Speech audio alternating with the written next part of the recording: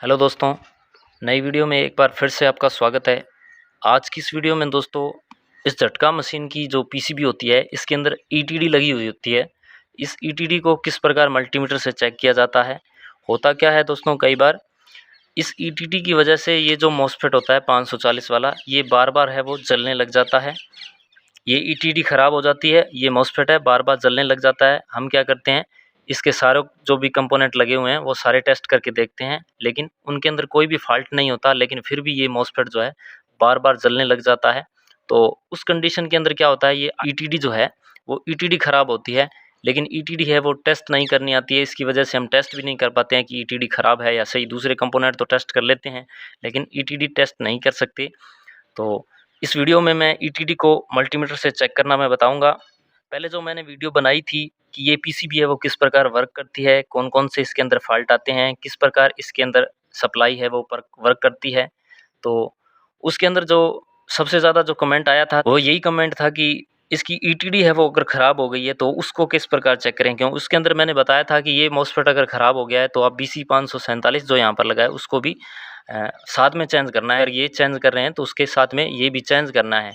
तो ये भी चेंज कर रहे हैं, लेकिन फिर भी मैंने बताया था, फिर भी अगर इसका मॉसफेट है वो बार-बार जल रहा है तो इसके अंदर ख़राब होता है, ये ईटीडी ख़राब होती है। तो बहुत से दोस्तों ने कमेंट किया था कि अगर सर ईटीडी ख़राब है तो इस ईटीडी को किस प्रकार चेक करना है। अगर वो वीडियो नहीं देखी है तो आप वीडियो ज़रूर देखना, वो बहुत ही उसके अंदर अच्छा रिस्पॉन्स मिला था मुझे। तो वो वीडियो आप ज़रूर देखना। इस वीडियो के एंड के अंदर उस वीडियो का मैं लिंक दे दूँगा, तो उस पर क्लिक करके आप वो वीडियो देख लेना। तो चलिए दोस्तों, वीडियो को करते हैं शुरू। वीडियो अगर दोस्तों पसंद आए तो वीडियो को लाइक करना और कमेंट के अंदर ज़रूर बताना कि वीडियो आपको कैसी लगी है। और अगर आप चैनल पर नए हैं तो चैनल को कृपया सब्सक्राइब कर लें, हम इसी प्रकार की वीडियो है वो बनाते रहते हैं। तो चलिए करते हैं शुरू।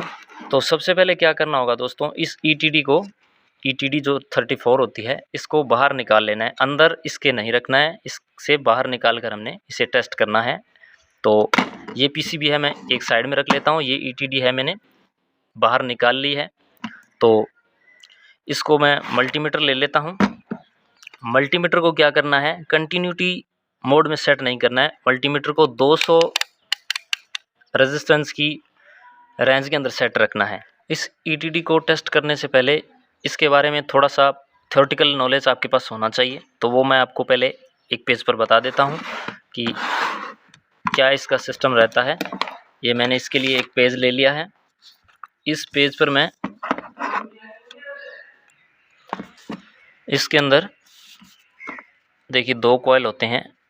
एक तो होती है इसकी प्राइमरी वाली साइड क्या होगा, ये वायर मोटी होगी, मोटी वायर होगी और कम टर्न होंगे। यहाँ पर टर्न कम होंगे, वायर ये मोटी होगी। प्राइमरी वाली साइड की मैं पहचान बता रहा हूँ आपको। और ये इसकी कोर हो गई। और जो सेकेंडरी होती है, सेकेंडरी के अंदर हाई वोल्टेज होती है, इसलिए यहाँ पर टर्न ज़्यादा होंगे।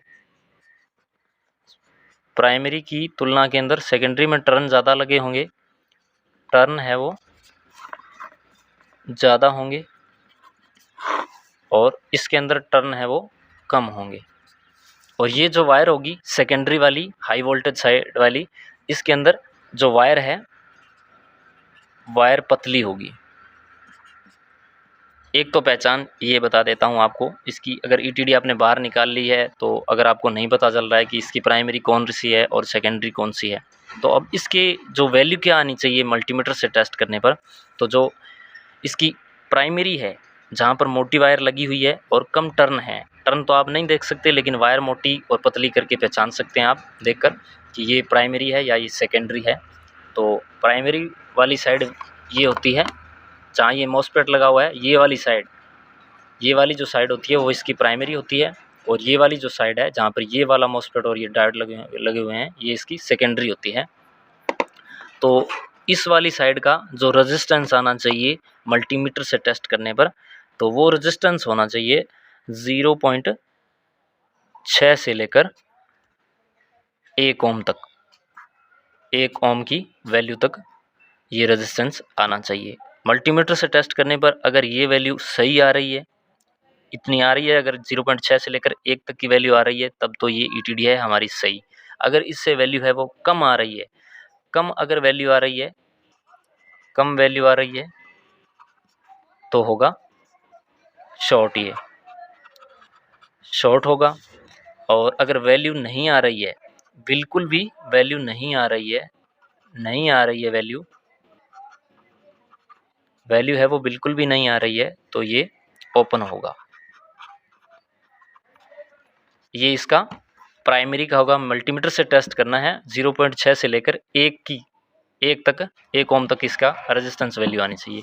और जो सेकेंडरी है इसकी, सेकेंडरी है वो लगभग 8 ओम के करीब इसकी वैल्यू आनी चाहिए, 8 के करीब इसकी वैल्यू आनी चाहिए, 8 ओम के करीब इसकी वैल्यू आनी चाहिए। अगर 8 से कम आ रही है, कम वैल्यू आ रही है, तो समझ लेना सेकेंडरी शॉर्ट है इसकी। और अगर वैल्यू नहीं आ रही है तो समझ लेना ये ओपन है। तो इसके हिसाब से मैं इसको टेस्ट करके दिखाता हूँ आपको कि ये जो ETD है वो सही है या ख़राब है। तो ये मैंने 200 की रेंज में सेट कर लिया था मल्टीमीटर को। तो मैं सबसे पहले इसकी क्या करता हूँ, प्राइमरी वाली साइड है वो टेस्ट करके बताता हूँ आपको। ये जो बीच में जो पिन दी हुई है, इनसे कोई भी कनेक्शन नहीं होता, ये सिर्फ सपोर्ट के लिए होती है। तो आपको इससे कोई लेना देना नहीं है, इससे कोई कनेक्शन नहीं होता, तो यहाँ पर कोई टेस्ट नहीं करना है। मैंने बार वाली जो पिनें हैं इसकी, इनसे ही टेस्ट करना है। हाँ, एक बात और बता देता हूँ, आपके पास झटका मशीन कितनी भी पावर की है चाहे, उसके अंदर सभी के अंदर क्या रहता है, ये PCB सभी के अंदर सेम रहती है। ट्रांसफार्मर और कैपेसिटर की मदद से उसकी वोल्टेज कम या ज़्यादा होती है, हाई वोल्टेज होती है, जिसके अंदर ये ट्रांसफार्मर बड़ा लगा हुआ होता है और जो कैपेसिटर बड़ा लगा देते हैं तो उसकी वोल्टेज अब वो ज़्यादा हो जाती है। और अगर ट्रांसफार्मर छोटा है, कैपेसिटर छोटा है, तो उसका जो पावर होता है वो कम होती है। तो ये PCB है वो सबके अंदर सेम रहती है, और इस PCB के अंदर सभी के अंदर ये ETD सेम रहती है। किसी पर भी देख लेना आप, ETD 34 लिखा हुआ होगा, तो इसके अंदर कोई भी चेंजिंग नहीं होती है, सभी के अंदर एक ही होती है, सभी के अंदर एक ही वैल्यू आएगी। आप मल्टीमीटर से टेस्ट करेंगे तो मैं इसकी पहले प्राइमरी टेस्ट करता हूँ। प्राइमरी के लिए मैंने बताया था कि इसका जो रेजिस्टेंस है वो लगभग आना चाहिए 0.6 ओम से लेकर 1 ओम तक रेजिस्टेंस आना चाहिए। एक बात ध्यान रखना है, ये जो प्रोब होती हैं इनको टच नहीं करना है। ये देखिए 0.6 से लेकर, मैंने बताया था 0.6 से लेकर ये लगभग आनी चाहिए 1 ओम तक का रेजिस्टेंस बताना चाहिए, तो ये सही होगा। 0.5 भी है तो भी कोई दिक्कत वाली बात नहीं है, 0.5 से 1 तक की वैल्यू बताना चाहिए, वो आप चेक कर लेना, इतनी ही वैल्यू बताना चाहिए। इससे अगर कम बता रहा है और भी कम बता रहा है तो वो शॉर्ट होगी, फिर वो ख़राब है। तो अगर वैल्यू नहीं बता रहा तो फिर ओपन है ये। और इसकी जब सेकेंडरी टेस्ट करके दिखाता हूँ मैं, सेकेंडरी ये है इसकी, इस पर वैल्यू ज़्यादा आएगी क्योंकि यहाँ पर टर्न ज़्यादा है और वायर पतली है। टर्न ज़्यादा और वायर पतली होने के कारण इसकी वैल्यू ज़्यादा आती है, ये भी मैं आपको इसके साथ ही बता देता हूँ। ये देखिए 8 ओम के करीब इसका रेजिस्टेंस आ रहा है, थोड़ा बहुत ऊपर नीचे हो सकता है, लेकिन 8 ओम आप समझ लेना, 8 ओम के करीब इसकी वैल्यू दिखाएगा। तो हमारा जो इसकी सेकेंडरी है ETD की वो बिल्कुल सही है।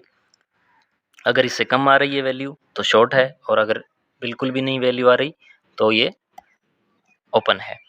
हाँ, इसकी प्राइमरी और जो सेकेंडरी होती है इनका आपस में कोई भी लिंक नहीं होता, तो इन दोनों के साथ आपने एक एक इसकी सिरे पर इसकी प्रोब रखकर टेस्ट कर लेना है इस प्रकार कि ये कहीं एक दूसरे के साथ तो कोई शॉर्ट नहीं है। जैसे मैंने इसकी एक वायर तो रख ली है प्राइमरी पर और एक रख लिया मैंने सेकेंडरी पर, तो यहाँ पर कोई भी वैल्यू नहीं आनी चाहिए। अगर वैल्यू आ रही है तो समझ लेना तो प्राइमरी और सेकेंडरी इसकी है वो शॉर्ट है।